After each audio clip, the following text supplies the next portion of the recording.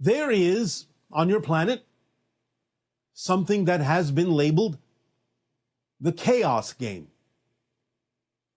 And we understand now that many people on your planet are experiencing a lot of chaos, a lot of uncertainty, a lot of unexpected things, a lot of things going in directions you did not assume they would ever go. And so you usually refer to this as a chaotic experience. But this chaos game that you have underscores something very important. The chaos game goes something like this. If you take a piece of paper and you randomly place a dot with a pen on that piece of paper, and then according to a certain set of rules, you place another dot and another dot seemingly randomly on this piece of paper. And you keep doing this, dot after dot after dot after dot, until you literally have hundreds, if not thousands of dots on this piece of paper.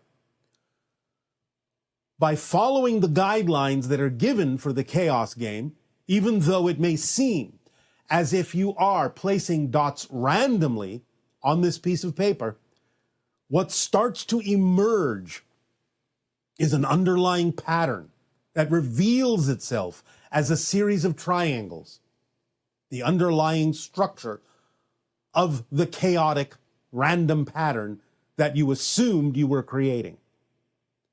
That it always leads to this underlying structure. No matter how random, no matter how chaotic things may be, there is always, eventually, when enough incidents occur, as represented by each individual dot, this event, this event, this event, this event, the dots translating into different events within what appear to be the chaotic pattern, you start to see that there is an underlying structure, an underlying pattern. Mathematically speaking, the series of triangles that is created in the chaos game that underlies what appears to be the chaotic pattern is referred to by many mathematicians on your planet as a Sierpinski gasket, which is a series of triangles within triangles within triangles within triangles. It is a fractal image, a fractal structure that starts with large triangles and contains smaller and smaller and smaller and smaller triangles within each and every triangle that is created, thus revealing this underlying structure, this very regular pattern, even though you started out assuming that everything was random and chaotic.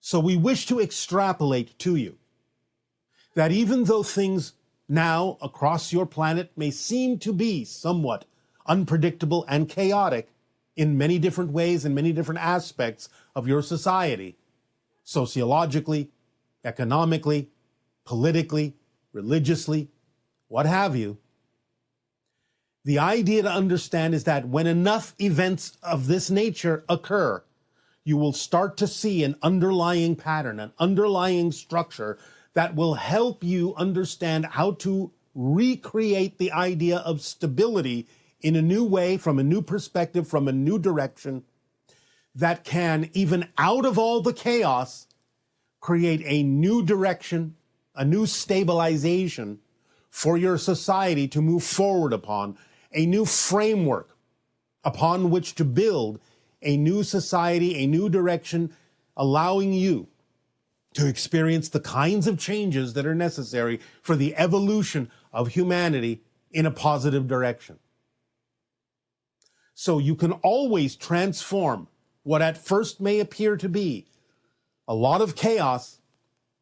If you stay in a positive state, if you start to really look for the patterns, you start to allow yourself to relate to every event as if there is possibly some advantage you can gain, some lesson you can learn, some knowledge you can access in what's going on and use it in a positive way, you can start to build this framework, start to build this structure, start to see it more clearly for the direction it can point in, to allow you to move evolutionarily in the direction of a greater period of time, a greater expression of creativity, a greater experience of stability for humankind that will lead you not only to open contact, but to your place in the galactic family to which you belong. So do not despair. Do not lose heart. The idea that you may have hopes and dreams is fine. But hopes and dreams allow you to simply stay in the state you need to be in so that you can finally perceive what it is you need to know in order to understand how an underlying structure underpins everything in your physical reality creation, no matter how chaotic on the surface things may appear. Remember that all of this is the product of life paths that have been chosen from Spirit to help drive you in a direction that you prefer. But as we always remind you in the formula, you must stay in the positive state with everything that happens, or at the very least, remain in a neutral state. I'm not saying accepting things you don't prefer. A neutral state is just a state of observation that gives you the opportunity to decide how what happens will affect you personally in your life. So staying in that neutral or positive state will allow you to take advantage of whatever happens. Again, remembering it's not about what happens, it's about what you do with what happens. It's about the actions that you take in the direction of your preference with regard to what is happening, the responses that you give that are positively oriented, that can stave off the offers that are being made to you that may be out of alignment, that may be negative, that may be fear-based. But staying in that positive state will allow you to transform things that you will perceive as chaotic on the surface into this underlying structure. You will begin to perceive it in time. And that underlying structure will form the framework that will move you forward, that will create connectivity and stability between those of like mind to allow you to evolve in the direction that will benefit all humanity. So, right now you are riding the rapids, but the stream downstream is calm. You just have to get there. You just have to learn to maintain your balance so that you do not tip over the boat, the canoe, the kayak that you are using to ride these rapids. Maintain the balance.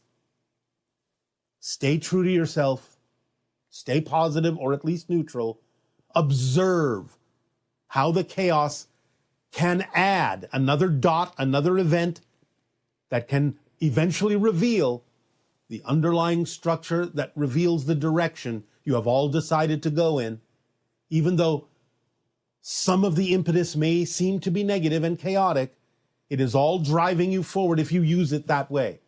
So we encourage you to stay in a space where ultimately the chaos can reveal the underlying patterns to you, that you can begin to see them, connect to them, to allow your heart to open up to them, and to feel the momentum of moving in a direction that will benefit all. So expect the unexpected, but use it to your advantage, because it's all about what you do with what happens. It's all about how you use the surprises, how you use the unexpected, how you use what you don't prefer to move you more clearly in the direction that you do prefer. The power is with you. Don't forget to act. Choose and act. Choose and act. Unexpected things can hold many surprises that are beneficial for humanity. Learn to use them to your advantage. That is what we have to say today. So, we will thank you for allowing us to share this with you. And in return, we ask, how may we continue to be of service to you? How may we help you? Or in our ancient language, Iski Teveo Atua. Iski, Teveo, Atua. How may we help you? Please begin with your questions and dialogues, if you wish. Hey, Good day, good day. I'm so excited to be here and to see you today. My first question is, I've been practicing a state of love and joy and passion as much as I can. And it's a wonderful experience and to see the world through these lenses.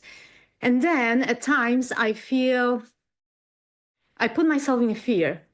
And this is like a fear that I know from my whole life, like underlying fear, that's always been there. And then I start overeating, my body gets swollen, and I get frozen. And basically, I cannot do much. And I've been investigating beliefs around that. And yet I feel I'm not really there. I still do that. I All I find right. it difficult to, yeah. All right. But again, remember, there must be something that you are even more afraid of, and that's why you stop yourself from moving forward. That's why you freeze yourself, because you are afraid that if you keep moving forward, there is something even more terrifying that may happen. And remember, this is simply the story that the negative belief is telling you, that if you keep going, something really bad will happen. Something really worth being afraid of will happen. Remember, as we have reminded all of you in the past, the more terrifying things get, the closer you are to freeing yourself from the negative belief. Because the more afraid you are to move forward, that means the negative belief is trying harder and harder and harder to make sure you don't let it go. And therefore, it's trying to make you even more scared to move forward, because you're so close to letting it go that it has to try that much harder to make you afraid of letting it go.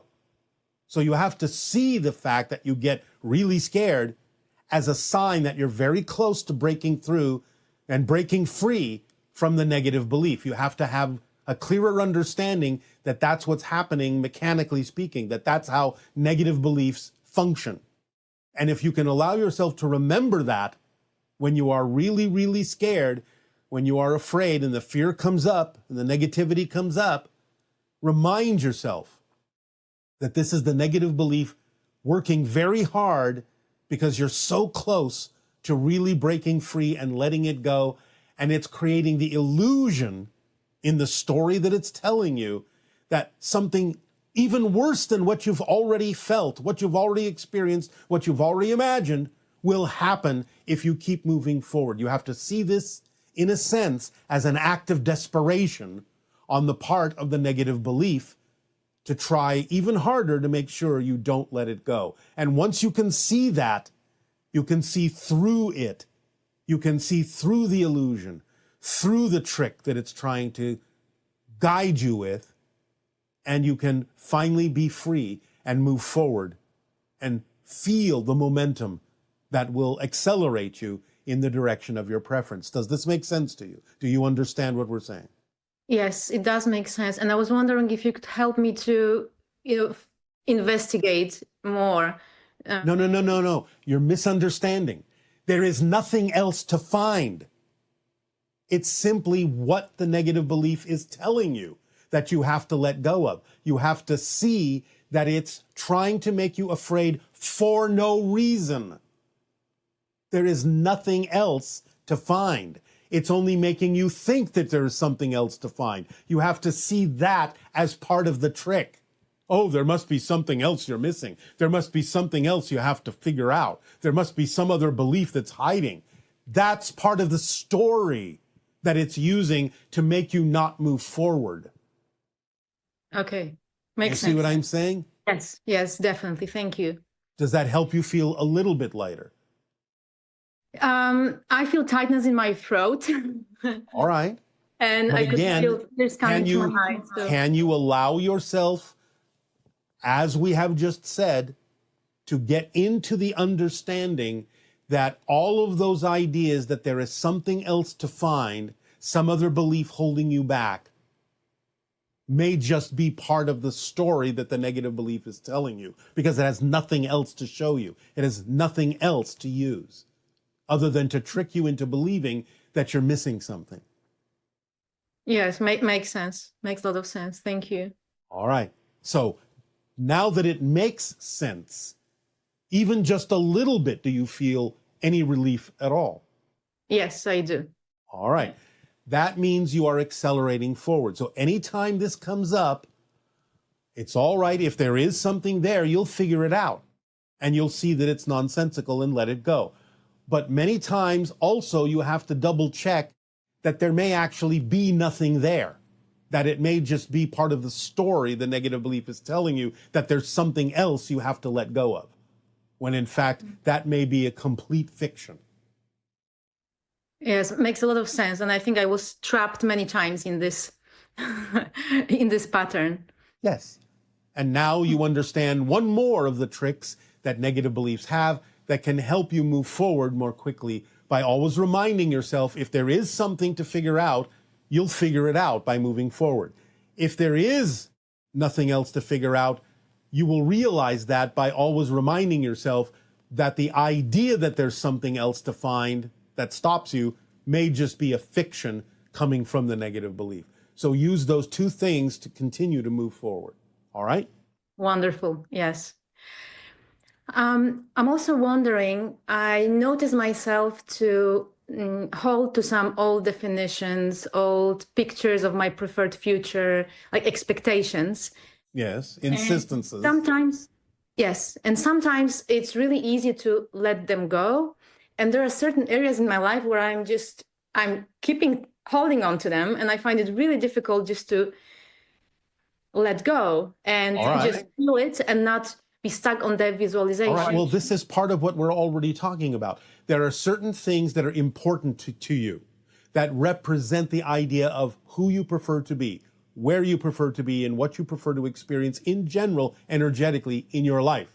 And because those things, those particular things are more important or representative of a more important state of being, those are the things where the negative belief will focus its story.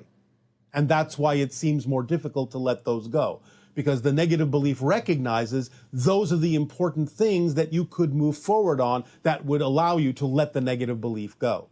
So that's why it seems more difficult for those particular things, because those are the things you are making more important than anything else. And therefore, that's where the negative belief will focus its fear-based energy. Wonderful. Thank you. Yes. So last question. I've been using energy readings for some time to support my clients, and I've lately started also channeling. And I was wondering if you could explain what is the difference really between the energy reading and the channeling, because I sense the difference and I still have hard time to explain it and to understand it. Well, the idea in general is that an energy reading is you're picking up on the vibrations of another individual and translating what that vibration may mean, whereas a channeling may involve a telepathic connection by altering your frequency to match the frequency of another level of consciousness or another being, and acting as a translation device for that other level of consciousness or for that other being to bring through information. Do you understand the difference? Yes, yes, makes a lot of sense. One is like taking a reading with an instrument, and one is like making a telephone call. Yeah. And is there any guidance you could give me on what I could specifically do to enhance my ability to channel? Just keep practicing. Just keep doing it. It will always give you more ability to understand what you need to do. Just trust synchronicity to be your guide, all right? Wonderful. Thank you, Bashar. I appreciate you a lot, so much. Our deep appreciation and unconditional love to you as well. Good day. Good day. Hi, Bashar. Am I experiencing every negative thought and every positive thought in a parallel universe with the same intensity of emotions that I have in this life that I think is the only one? Well, it's not you, it's other beings. Those are other people. They may look like you, but they're not you. So they're experiencing whatever they need to experience on their life path simultaneously with whatever it is that's important for you and relevant for you to experience on your life path. Hello, how are you, Bashar? Perfect. So And great. you? I'm so grateful to be in contact with you right now. It is our Uh, passion and our pleasure to speak with you as well. What would you like to discuss? as we know, open contact will happen within 5 years. Are we going to have a certain feeling in our energy in the day of the open contact? Yes, of course you will. But that depends on what it is you bring to the experience. For example, for someone that really cleared their energy and they worked with themselves by that time, how would they feel? How would be the energy in that day? Because I feel like it will be kind of a particular feeling of that Well, moment or that day. again, it depends on the person, but in general, you may find that your heart will swell with relief and release and love. You may have tears flowing from your eyes. You may experience a great deal of ecstasy or elation or feel almost like you're floating. It can be different for different people. Some people will feel even more grounded, more connected to nature. Some people may feel that their prayers have been answered, so to speak. Some people may feel the potential of the challenges that await you in the future that will expand humanity beyond your imagination. You can feel it in a number of different ways, from exposure to the vibration of the extraterrestrials that will be first introduced to your society. Some of you may receive telepathic contacts. You may find your mind opening up and clarity as you drop all of the negative and fear-based beliefs that you've been holding on to. Some of you may find it a little more challenging to deal with those things, and some of you may not experience contact at all, depending upon the belief systems you brought to the experience. So again, it depends upon the different individuals. But for those who have cleared out most of their ideas of negative beliefs, fear-based beliefs, for those who are willing to open up, you may experience some of the things that we have already just described. That's amazing. Thank you so much. Yes. Didn't the bird phoenix exist, or is just a myth in our history? In Arabic language, phoenix bird translates as Anka, as my name is Anka. Could my name be related to this energy and its meanings? Well, to some degree, yes, because the Ankh or Anka, as the channel's name is also, is the idea of eternal life, eternal rebirth. It is connected to the concept of reincarnation, that experience. It is not literally a real animal, except in the idea of the astral realm and the higher levels of existence. But the idea is that it is not something that existed physically on your planet, but is an interpretive symbol in the collective consciousness. It is an archetypal representation of the idea that you are eternal, that your life is eternal, that you will always have another chance, that there is always an opportunity for rebirth. Does it have to do also with the Cygnus star system? To some degree, not directly, but there is a peripheral connection we will not go into right now. Thank you so much. You are welcome. Where our spirit guides are situated while our body is within our soul, and we're directly connected to our higher self, that is our prime guide. We're not sure what you're asking. So we are within our soul, right? Yes. With our bodies, all right?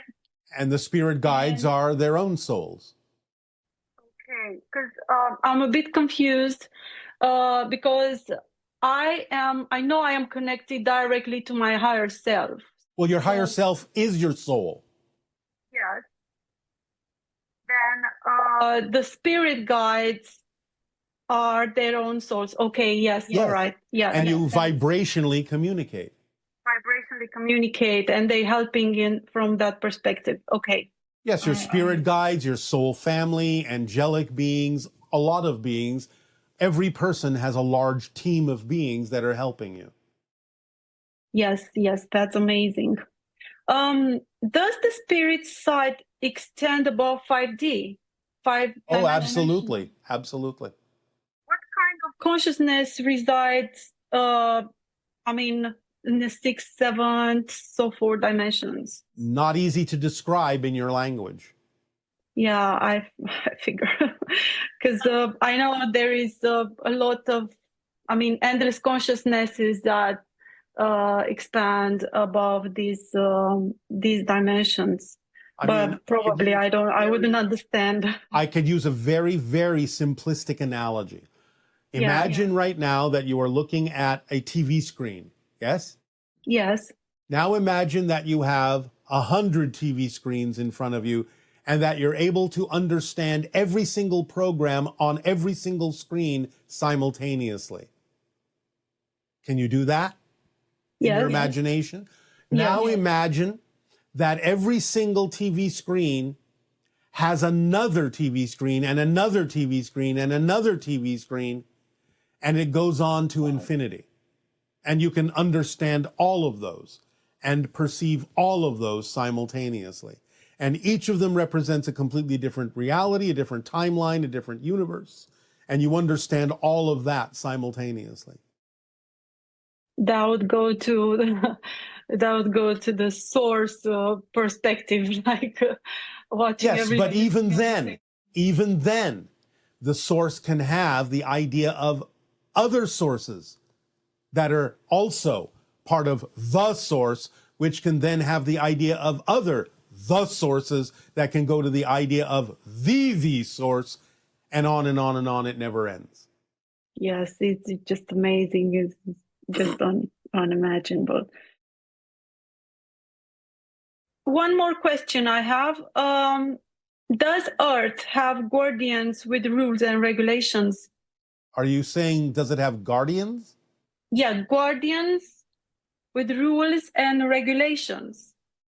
There are very few. One of the ideas you may be calling a rule was that you are left to your own devices and that there is no interference allowed in certain aspects of your evolution. Things must be left to you to decide. There are a few exceptions to that, but they're very rare. Okay, thank you so much for your interactions today, and have a great day ahead. Aveo. Aveo. Or back pain. Can you explain why this might happen and share ways to help people address it and prevent it from recurring? Again, as we have already explained, these are what appear to be externalized manifestations of an internal idea of fear-based or negative beliefs that crafts these demonic representations or archetypal forms out of the collective clay of the collective consciousness on the negative side of humanity. So someone may be capable of perceiving that another person is doing this, and they may empathically pick up on the idea of that this manifestation has a certain form to it, a certain energy to it that can be represented archetypally in the shape of what humanity has labeled as a demon. But again, you can be aware that this is simply a projection of that person going through that experience, experiencing their own negative energy in that way. But a person might be sensitive enough to pick up on that and actually see the manifestations as if they truly were external independent entities, which they are not. And this individual says, as a mental health therapist, they treat clients labeled with schizophrenia, bipolar, paranoia, and borderline personality disorders. These clients represent or report having delusions and hallucinations of demons and voices. Yes. Could you explain what is occurring in those? Well, I think you've explained it, and how they might be assisted in understanding what's happening so they can gain insight and connection to their higher self and feel more in control of their lives? Well, if they are willing to receive it, if they are willing to accept it, the explanation we have already given about how demonic reflections are created out of the collective clay of the consciousness that is negative of humanity, if that can be shared, that idea can be explained to an individual, they can begin to get in touch with taking responsibility and diving into their belief systems of how they feel about themselves, why they would continue to torture or punish themselves that way, then perhaps they can be helped if they're willing to accept that understanding. So everything that we've already talked about can be of help to those individuals, but they simply have to be willing to understand, to listen, to absorb and accept that explanation and take responsibility for it, which is not meaning to blame themselves, but just to understand the mechanism of how these things work so they can get in touch with negative beliefs they may have picked up along the way in their life and understand that those negative beliefs may have been, shall we say, telepathically reinforced within them in growing up, and can understand now that they have the freedom and the self-empowerment to let those beliefs go, that they really have no reason to perpetuate those beliefs against themselves in that way and have those kinds of experiences. But again, on top of all that, remember that sometimes an individual will, on their life path, choose to exhibit certain conditions, certain experiences that might help others figure out how to deal with them, how to cure, how to solve, so on and so forth. So sometimes an individual will choose that particular experience to help others figure out how to deal with it so that humanity can improve and understand its relationship to those kinds of conditions more fully. So it depends upon the life path as to why that individual may be experiencing that thing and how they may be serving others in having chosen to do so as a soul. Thank you. This person is asking, how can I approach troubling topics such as war crimes and the ritual abuse of children? Are these issues reflections of aspects of myself that I am rejecting?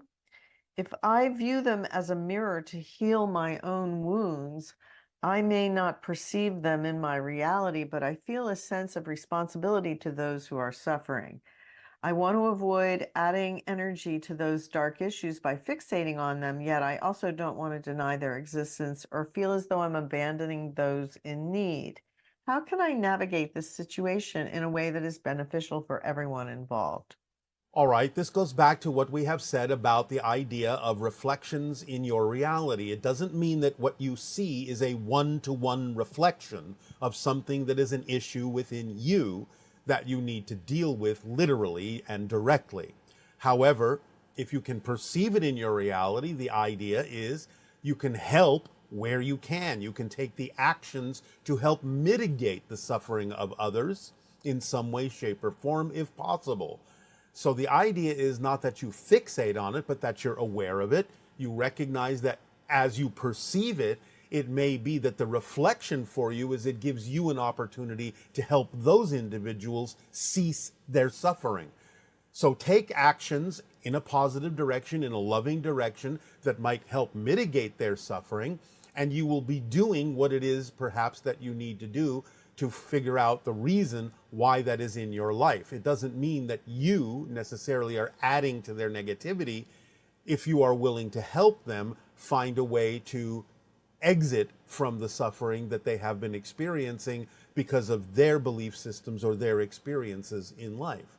So by all means, you can be of great assistance. You don't have to worry about adding to their suffering just because you are aware of their situation. Okay, and can you explain spiritual warfare, hell, and the duality that is inside all of us? Well, the duality that's inside everyone is simply a reflection of the polarity that is part of existence, the negative and the positive. I'm speaking mechanically, the idea of lower vibrations, higher frequencies, light and dark, so on and so forth. Positive, negative, mechanically speaking. Positive being that which connects and expands, negative being that which creates the experience of separation and diminishment.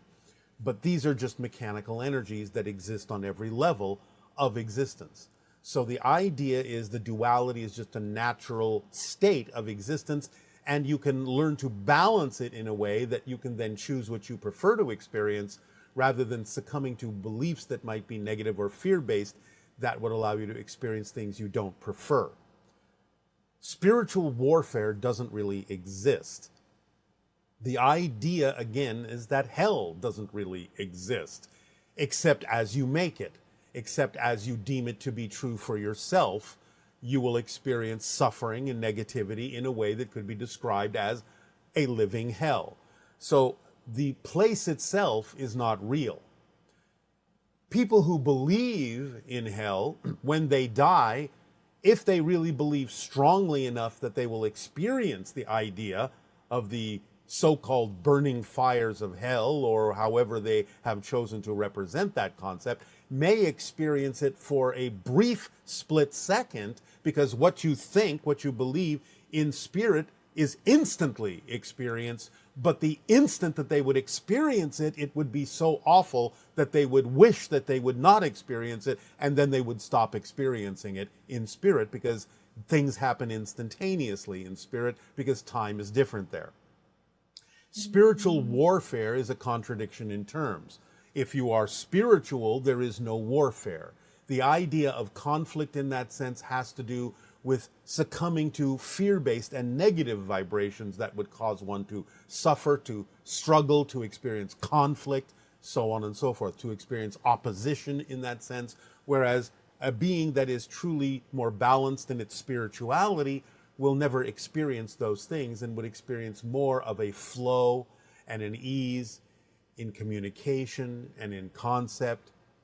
So the idea of spiritual warfare, in a sense, doesn't really exist.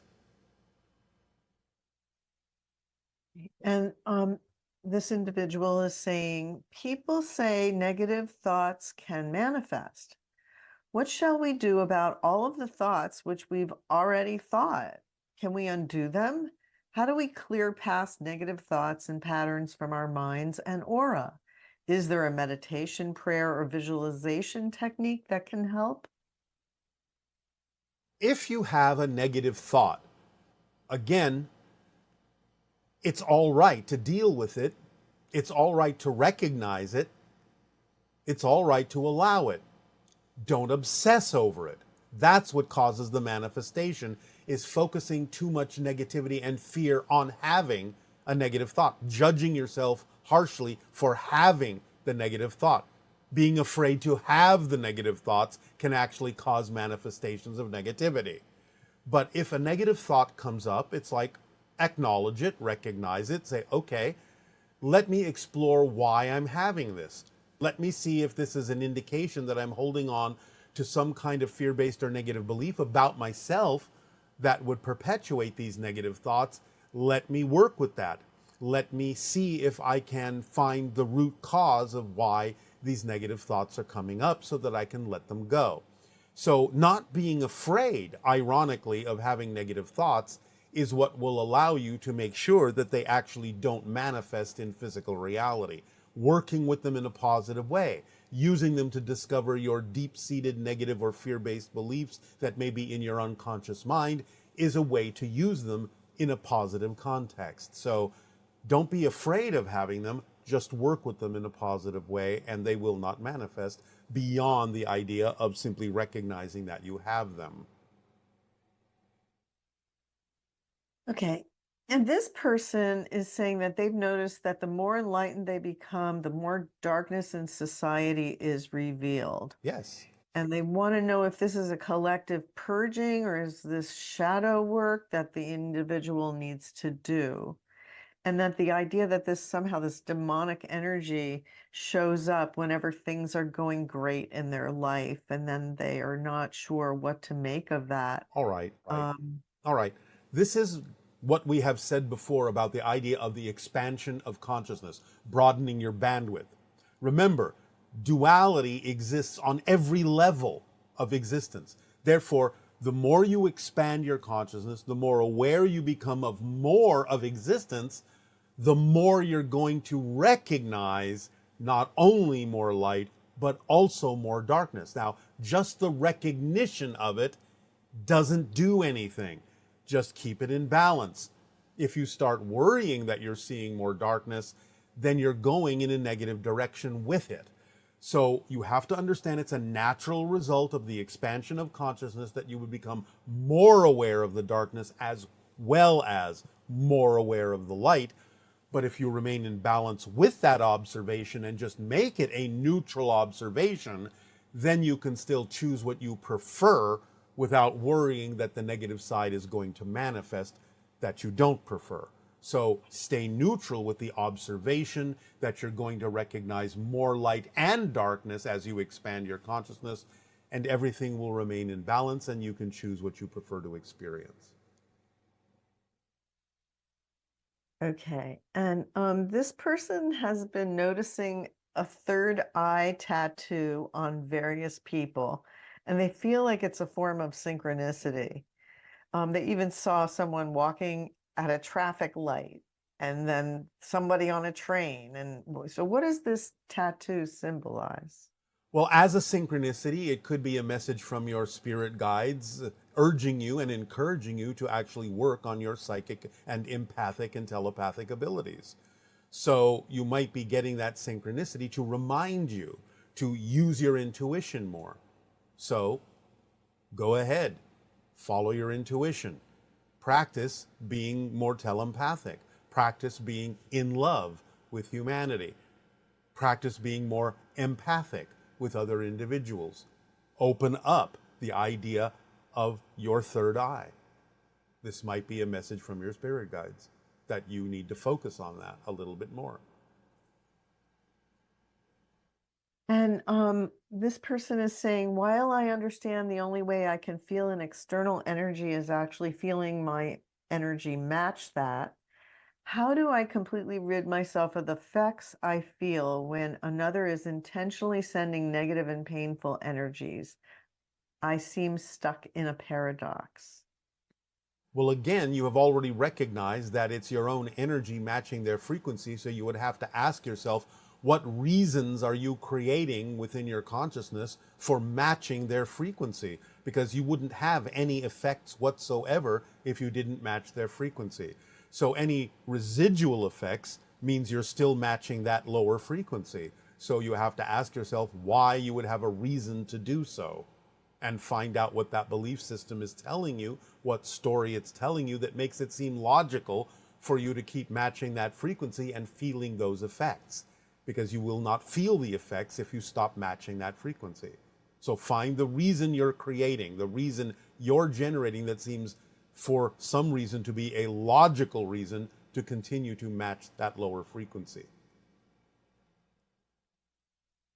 Okay, and this person is saying basically that if they express something and another person perceives it as divisive or dismissive, while others do not, how much responsibility do we actually bear for those perceptions?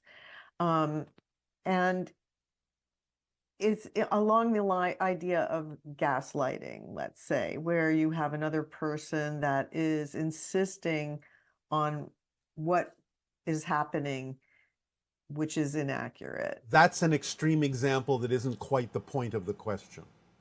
The idea is that in normal communication, it's always good to attempt to be as clear about your intention of what you're attempting to communicate as possible. So by all means, you're responsible for taking some time to make sure that your communications are not in any way, shape, or form reflective of some kind of unconscious hidden agenda that might color your words and might charge the words with some kind of an emotion that you may not be aware of that could trigger someone else. Now, their reaction to it is their issue and not yours, as long as you are making sure that your intention is as clear as possible, your communication is as clear, balanced as possible. Do your best to do your part to communicate clearly your intention. You can always apologize if you have made a mistake in how you wish to communicate something and say, that's not really what I meant. I'm sorry. Let me try to clear that up. And so you're always making sure that you're being clear in what it is you are communicating. At the same time, you are not responsible for any negative reactions in someone else who might have their own belief system filters that are choosing to misinterpret what you are saying. So it takes both sides to have really clear communication. You make sure your intentions are clear. They make sure that what they are receiving is clear. So they have the duty on their side and the responsibility on their side, instead of reacting with a knee-jerk triggered reaction to say, all right, I'm feeling that what you said is causing some triggering within me. Did you mean this or did you mean that? Let me also clarify the situation by making sure that what I'm experiencing is not coming from you, but is coming from me. And let me ask you to clear the air and specify in your communication what you actually intended to say. So that communication needs to happen from both directions. The concept that you're calling gaslighting is obviously an intentionally negative form of communication that of course will cause certain reactions in others because it's intentional. You have a hidden agenda for what it is you are communicating. So that's a little bit different than the idea of being unaware and unconscious about what you might be communicating and attempting to be clearer about it on both directions, in the receiving end and the sending end, as opposed to someone who is literally intending to cause miscommunication and misunderstanding in someone.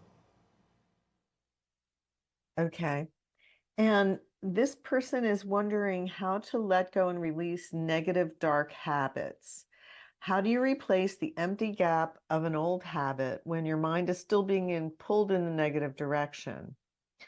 I understand filling the time with our greatest excitement, but how do we rid the negative habits forever and overcome these addictive habits? All right. Again, remember, a habit is something you do you don't know you're doing. If you know you have a habit, it's not a habit, it's a choice. So you have no empty gaps. You will always fill it with some belief. You have to. If you had an empty gap, you would have an unconscious moment in the idea of your experience of physical reality. You wouldn't be creating physical reality. You always have to believe something to be true, positively or negatively or neutrally. So again, the idea is you have to own the concept that it is a choice you are making, maybe unconsciously, but this goes to, again, what we call the motivational mechanism in all humans. You will always choose what you believe is to your benefit. You will always move away from what you believe is not to your benefit, but the key word is belief. You may see that you're choosing something that is negative, that you don't prefer, but if you do keep choosing it, what you call a habit or an addiction, you have a reason for doing so that you've invented in your head. In other words, you may think that while you don't prefer it, you keep choosing it because you have a belief that it's safer to keep choosing that than moving in the alternative direction, which you may have a belief that says moving in the alternative direction may be worse. Something worse may happen than what you're experiencing now, so you will refuse to move in that direction. So you have to be very in touch with yourself in honest, transparent self-communication about why you would believe you need to keep choosing the thing you say you don't prefer, because in general, most people will keep doing that because it's a familiar and safer thing to do if they believe that choosing something different would actually cause something worse to happen than what they're experiencing now. That's how the motivational mechanism works. So you're making choices based on your idea that to make a different choice other than keep choosing that idea would be worse. So you have to find out why you think it would be worse and let that idea go, because it doesn't really make sense and it's not really a fact that a different choice would actually cause something worse to happen. You just have been told that story and you're buying into it. Okay, and this person would like to know, when we find ourselves completely trapped in a situation that seems inescapable and is causing severe distress without understanding why or how it might be serving us, what is the best way to work through this? What I just said. You still have to understand that you are never trapped. You have to watch your language, watch your definitions. To assume you are trapped is to feel that you are trapped. Understand that no matter how desperate a situation may seem, you are never trapped. You are always capable of transforming it if you get in touch with the belief that is causing the experience of entrapment, because it's only an experience. It's not actually real that you are trapped. You are always free to choose. You are always self-empowered. even if you're using that power to make it seem like you don't have any power to change anything, that's how you're using your power. So you have to see the paradox in the situation. You can never actually be trapped, but you can create an experience of entrapment. And that's what you're doing. So you have to get in touch with the belief systems that make it seem like having an experience of entrapment is a better alternative than what it is you could be doing as an alternative to that. You stay where you are, you freeze yourself, you lock yourself in because you have a fear-based belief that unlocking yourself and freeing yourself from the circumstance and situation would actually cause something worse to happen. It's what we just explained. So how does that apply to a situation where a person is physically trapped? Well, again, you have to look at the idea of what within you would be having attracted that particular experience. What is it that you believe to be true about yourself that you would have attracted yourself into that experience? It doesn't excuse any perpetrator that may have trapped you, but you have to take some responsibility for the idea that you put yourself in that situation. Now, again, that can be for negative or positive reasons, because the idea of being trapped from a positive perspective is, I have chosen to put myself in this situation in dealing with this other person or other people so that perhaps I may be in a position to help them overcome some of the fears within them, in their belief system, that causes them to act as a perpetrator in trapping other people, if that's what you're referring to. So you have to look at it from a position of power and not a position of victimhood. Well, I was also referencing the idea of somebody being physically trapped because this is physical reality. Well, trapped by what? By in a building or All right. anything. But again, it's the same idea. What belief systems are within you, or what life path challenge have you put before yourself so that you actually attract that situation to yourself? Remember, it's not about what happens. It's about what you do with what happens that makes the difference and reveals to you the reasons why that situation and circumstance has been co-created by you. So you have to remember it's about what you do, how you respond, how you react positively or negatively to the circumstance that determines how you will experience it and may reveal to you why you have created it and attracted it to yourself. Makes no difference if it's just a circumstance of physicality. You're trapped under a building or something like that. What are the reasons for why you may have attracted yourself to that? And can you stay in a positive state and deal with it from a positive point of view, no matter how dire it may seem to other people? Okay. Now, this person is asking, can you talk about the idea of things like making amends, paying for past mistakes, and trying to go back and clean things up from the past? This person feels like they've had so many mistakes and they just don't know if they should be hung up on going back and apologizing and fixing everything, or should they just simply learn the lesson within themselves and then move on? Yes, well, you can do both. I mean, in a sense, if you have the opportunity to do so, and it's part of allowing you to forgive yourself for going in a direction you didn't prefer, if it helps you get to that positive vibrational place and you have the ability to do so, certainly you may be able to go and explain to someone that it wasn't your intention to do something harmful to them. It can allow you to feel better. It can allow them to feel better. It can cause real connection and real communication. If that's not something that you're capable of doing because of circumstances, however, then yes, by all means, just learn the lesson from it. Know that you are now improving yourself. You're a better person by learning that lesson because you know you will not necessarily behave that way again.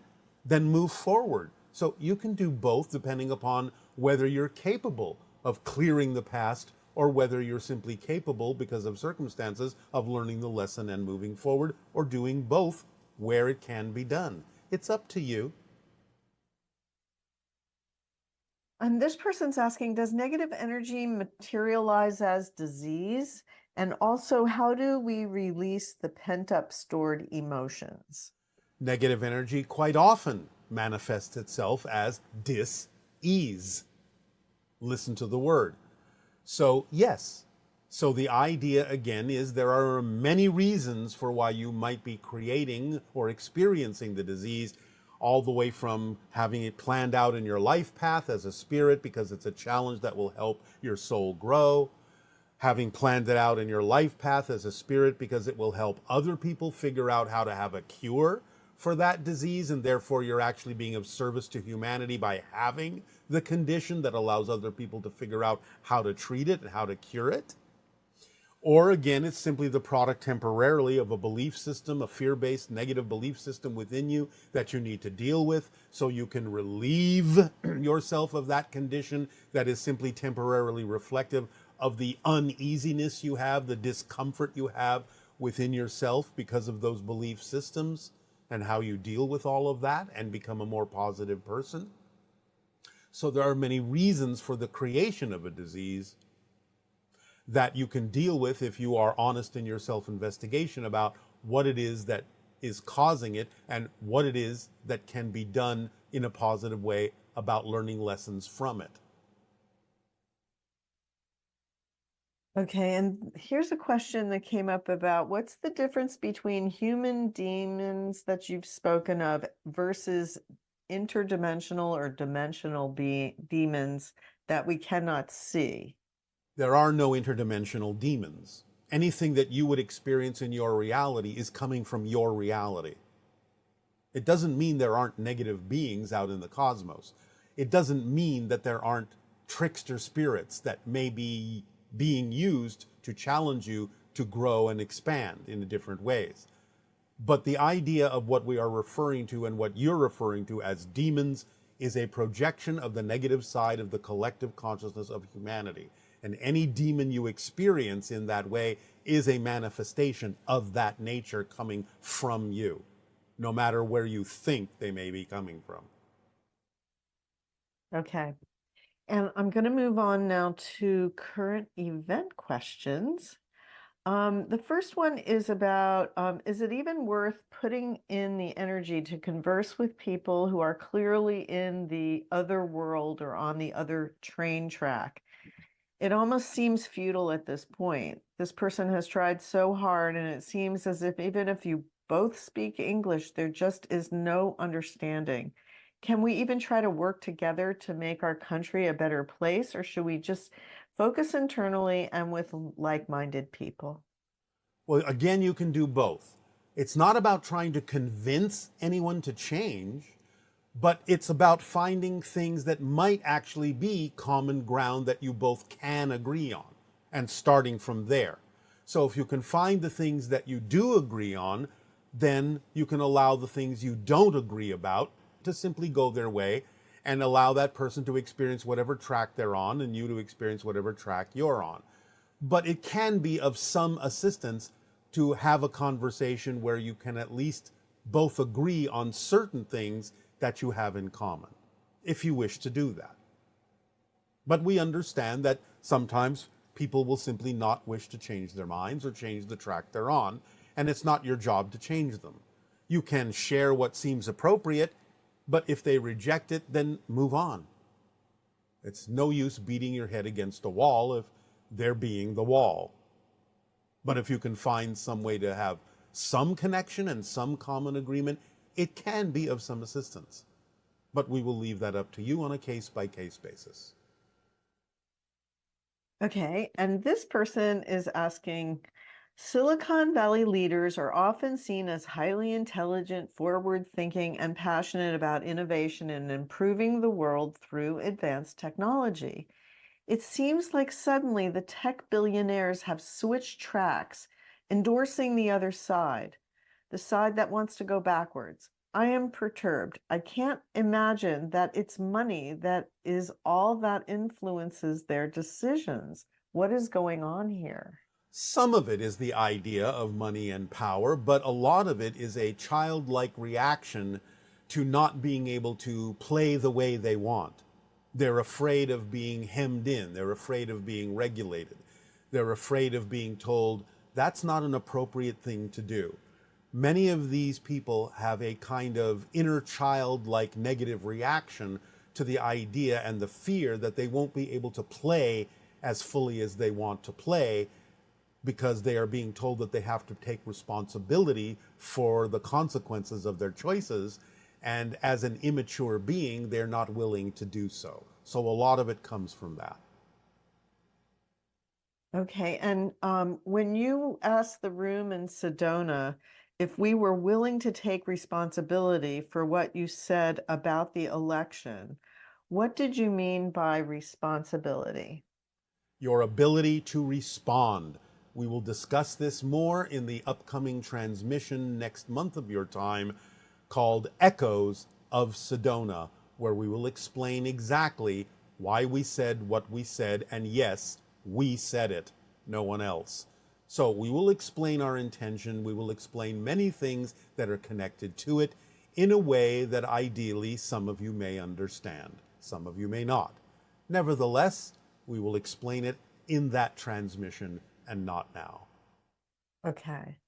And whatever reality we wake up in on November 6th, is that a reality where the tracks that have split no longer see each other? Or is there still a porousness where people in a reality where one person wins the US election can still end up in realities where someone else wins the US election? It's not that you end up in the different reality, but there is still the porousness of being able to observe it and experience it to some degree, at least by observation. So it will not happen immediately that you will no longer see other tracks. This is a process that happens slowly over many years. Eventually it will happen in the 30-year reset from 2020 to 2050, but not right away, not immediately, not instantaneously. So there is still the ability to observe each other, even though you don't necessarily have to be affected by each other in the ways that you don't prefer to be. So does that mean that regardless of who wins, when in the reality of a person observing it? Let me put it to you this way. Remember that in each reality, each person will win. You're looking at different realities. And there are actually combinations of those realities that create third, fourth, fifth, sixth, seventh realities to differing degrees of what you experience. So it's not just the idea of, well, one won and the other one didn't. That can be one reality, but it can also be a reality where both wins in their own realities, and it can be a reality where one may win and the other may think they've won. That's another reality altogether. So there are different degrees in the splitting prism of the different realities that different people will experience. So just stay on the track that you prefer, stay in the vibration you prefer. Things will sort themselves out eventually so that the reality you really prefer will be the only one you will experience. So regardless of whether your candidate wins or not, when you wake up the day that it is determined who has quote unquote won, then that will be the reality that you will be dealing with because you have chosen to deal with it. So whatever reality you experience at that moment will for that time be the reality that you have chosen to be in for a variety of reasons that have to do with the life path that you chose and the challenges you chose to deal with. Okay. And you've said multiple times that no major nuclear bombs would be allowed to go off on Earth while we're still open to contact. If 45 wins, does that mean that World War III will take place without nuclear warfare? Or does that mean those Earths will no longer be open to or eligible for contact? Well, some of all of this. You have had World War II without the idea of nuclear confrontation on a global scale. You can certainly experience World War III without global nuclear war. Global nuclear war will be prevented by us because it damages more than just your own world. That's not allowed. It penetrates into other dimensions with the release of that much energy. So we have already demonstrated many times that global thermonuclear war will never be allowed by us. We will intervene in that because it affects more than just you and your world. Other than that, you can do what you wish with your own planet. However, again, the idea is that it is possible that certain versions of Earth will not experience contact, again, because of fear and negativity or just the preference to not experience it on a person's life path. So there are many versions of Earth that don't experience contact. There are many versions of Earth that will experience and do experience and are experiencing contact. Which version are you on? That's the only question. Okay, and with so much negativity unfolding in the world, from conflicts and climate issues to political and health crises, and our limited ability to influence leadership and talk sense into them, how can we ensure we aren't dragged into a negative reality as realities diverge? Again, you cannot be dragged by anyone into a reality. You have to make a choice to drag yourself into that reality. Take responsibility for your choices. Understand you are creating your reality. You cannot be dragged by anyone else. Stop giving up your power. So the idea is you can all be leaders in your own ways. Even if you're not literally in a position of political authority, you can still be a leader in your own way by being a living example of the reality you prefer through the actions you take and the interactions you make. So do so. Be your own leader. You're not dragged anywhere except by yourself. Okay, and this may be redundant, but let's see. Say that again, please. I said I don't know if this is redundant. Say or that not. again, please. You're making me be redundant. Yes. All right, so this person says, I've been feeling excited about this upcoming US election some of the time, but also at times I feel a lot of pressure and stress around it. Like every choice I make is going to determine what reality I end up in, and afraid that I'm lining up with the wrong one when I make a mistake or see things in the news that's just out of fear, and my mind is taking over about it. And we're still on track for outcomes that you had predicted, even if things seem close and tense in the news? Or are we really ending up switching tracks if we don't do everything just right for the next few weeks? I would suggest to this person a word that you often use in your language. You just need to chill out. You are overworried, overcomplicating, overthinking the whole idea. Just do your best. Remember, as we said, the first step toward enlightenment is to lighten up on yourself. Don't take things so seriously. Just do your best to make the choices that you believe are representative of what you prefer. Let everything fall into place automatically according to that vibration. If you overthink it, overcomplicate it, overwork yourself, you'll overwhelm yourself. And that's when you can find yourself in dire circumstances. So stop second guessing yourself. Just do your best. Just chill out. Go with the flow.